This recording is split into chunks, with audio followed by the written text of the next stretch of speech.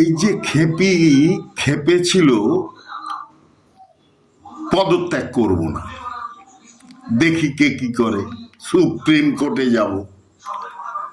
রাজ্যপাল তো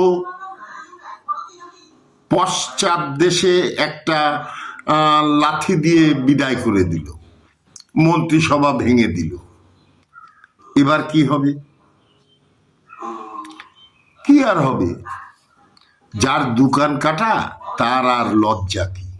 কোনো লজ্জা নেই, ও গ্রামের মাঝখান দিয়েই যায়। নির্লজ্জ বেহায়া, যেরকম নিজে সেই রকম তার ভাইপো, কারো কারো মত অনুযায়ী তার ছেলে, দুজনেরই তো লজ্জা বলে কিছু নেই। আজকে ওই শান্তিনিকেতন বাড়িটার সামনে যেসব লোক, যেসব আলোচনা, তারা যেসব কথা বলছে, তাতে তো কি আর, যার লজ্জাই নেই, দুই কানি কাটা, তার আর কি হবে? কিছুই না। তবে একটা কথা মনে রাখুন, যদি এই পরিবর্তন না হতো, এই বাংলাকে মোল্লাদের বাংলা করে ছাড়ত। মুজিবুর রহমানের হত্যাকারীর ভাই সে বলছে, আপনি মমতা দিদি, আপনি স্বাধীনতা ঘোষণা করুন।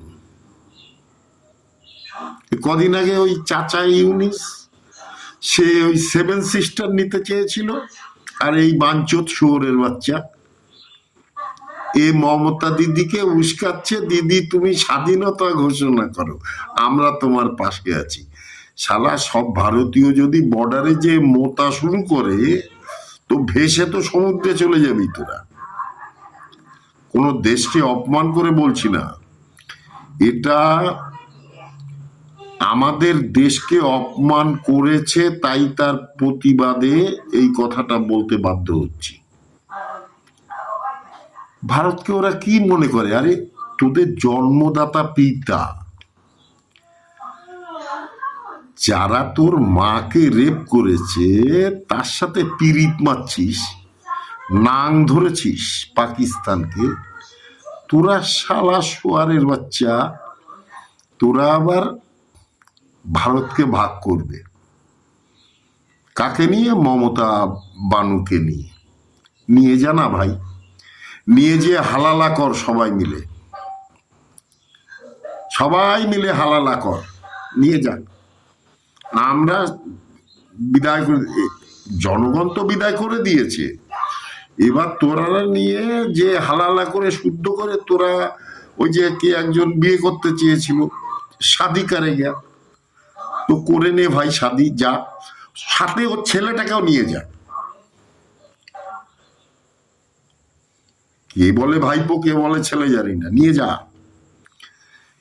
এরা ভারতবর্ষের চক্ষুর বিষ হয়ে গেছে,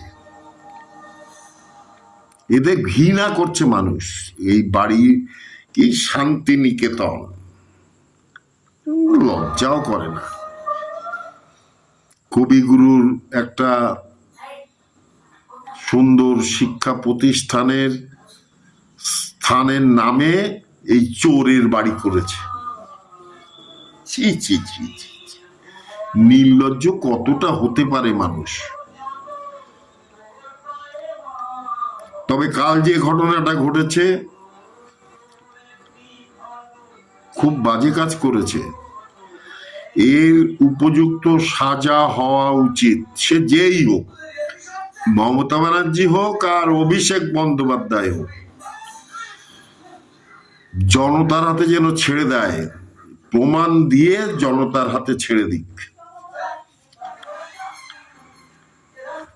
খেমচে খেমচে শরীর থেকে চামড়া মাংস আলাদা করে নেবে এই সাধারণ জনগণ, যাদের উপরে ওরা এই অত্যাচার করেছে এতদিন।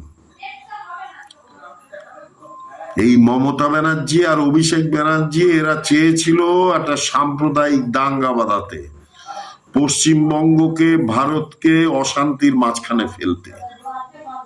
সাধারণ মানুষ বুঝে গেছে, সতর্ক হয়ে গেছে, তাই বেঁচে গেল বাংলা। যাই হোক, আগামী 9 তারিখে নতুন সরকার গঠন হোক, তারপরে যারা মন্ত্রিসভায় আসবেন নিজ নিজ দপ্তর বুঝে নিন এবং প্রতিটা দপ্তর যেন তার দায়িত্ব সঠিকভাবে পালন করে, এইটাই আমাদের সাধারণ মানুষের কাছে একমাত্র কাম্য। নমস্কার, সবাই ভালো থাকবেন। ভারত মাতা কি জয়। জয় শ্রীরাম।